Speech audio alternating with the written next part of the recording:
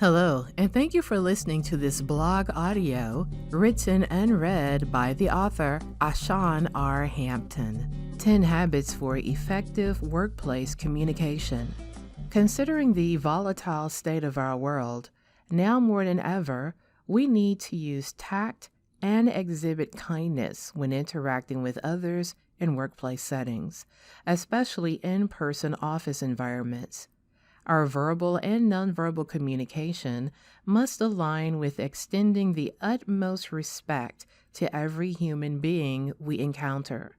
Unfortunately, this does not come naturally for many people. After months of quarantine, remote working, and general social isolation, we must be reminded how to play nice with other people outside of our insular personal networks. Here are 10 business office etiquette tips. Number 1, be assertive. Do not be afraid or reluctant to speak in a clear, direct tone, especially about matters that are uncomfortable or unfair. However, do not be loud, rude, or gruff when communicating a particular point of view or a personal opinion.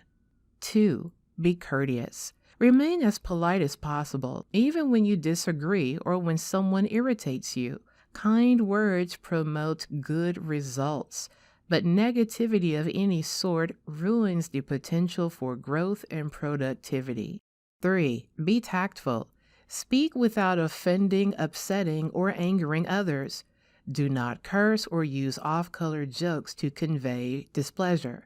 Try to adopt a pleasant but emotionally neutral posture of team building, not strife. 4, be specific.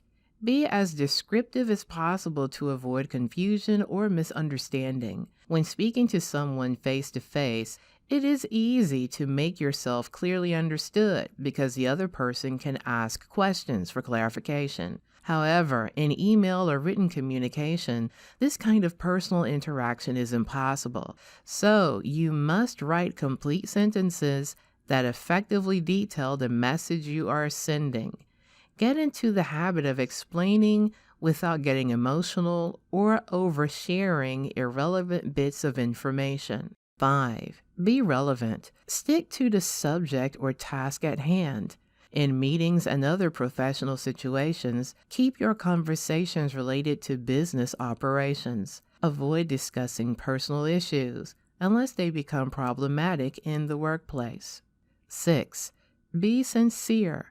A sincere message is honest, natural, and believable. A sincere person is authentic and trustworthy.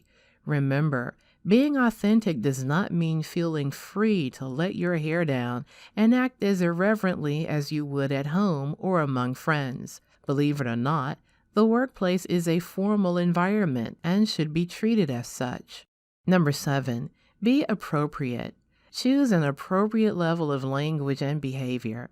Consider where you are and to whom you are speaking and the circumstances under which the conversation is happening. Then speak and act accordingly.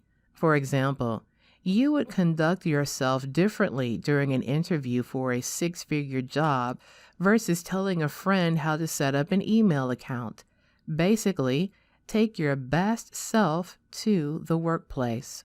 Number 8, be aware. Monitor your body language. Is your face showing annoyance, boredom, or confusion? Can you feel yourself frowning? Are your hands folded across your body or shoved into your pockets? Along with facial expressions, other paralanguage features to be cognizant of include vocal inflection, volume, and rate of speech. Have you ever heard the cliche, it's not what you say, but how you say it? A rise in the pitch of your voice can indicate eagerness or enthusiasm, while a fall in pitch might suggest impatience or condescension. At any rate, know that nonverbal cues can reveal the unfiltered truth about your thoughts, feelings, and attitudes toward your coworkers and the work you perform. 9, be thoughtful. Take a moment to register how others might be faring during this extreme time of crisis. Anxiety and depression take many forms, such as anger, sarcasm, inattentiveness, or melancholy. Be mindful that behind every smile or grunt is a personal struggle to survive the financial, social, medical, educational, and political upheaval that all of our lives have been tossed into.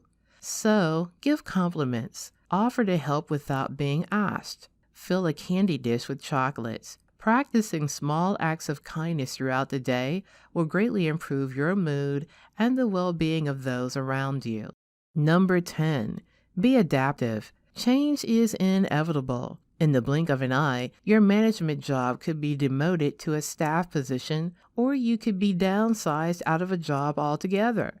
Similarly, your coworkers could experience the same fate. Regardless of the circumstances, your workplace can be abruptly disrupted. How will you deal with the stress of this extreme level of uncertainty?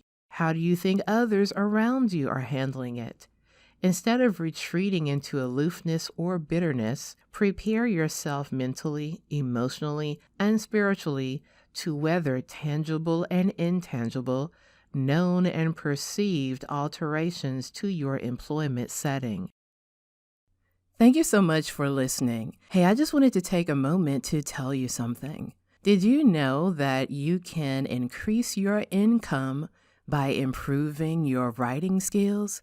Oh, yes. When you improve your writing skills and become a well-paid writer, doors open up for you. So many people need content creators. There are bloggers, website owners, so many people who need well-written articles and all kinds of content. Well, I help people become better, well-paid writers. I help people develop communication skills that people pay for. I help people maximize their writing skills for academic, professional, and financial success. If that sounds like something you're interested in, I want to invite you to head to my website now, www.arhampton.com. That's arhampton.com, to see if anything I offer can be of use to you. Thank you so much for listening, and let's get back to the audio. About the author and narrator. Ashan R. Hampton is a longtime English instructor turned entrepreneur. She is also a proud graduate of the Donaghy Scholars Program at the University of Arkansas at Little Rock under the direction of Dr. C. Earl Ramsey Emeritus.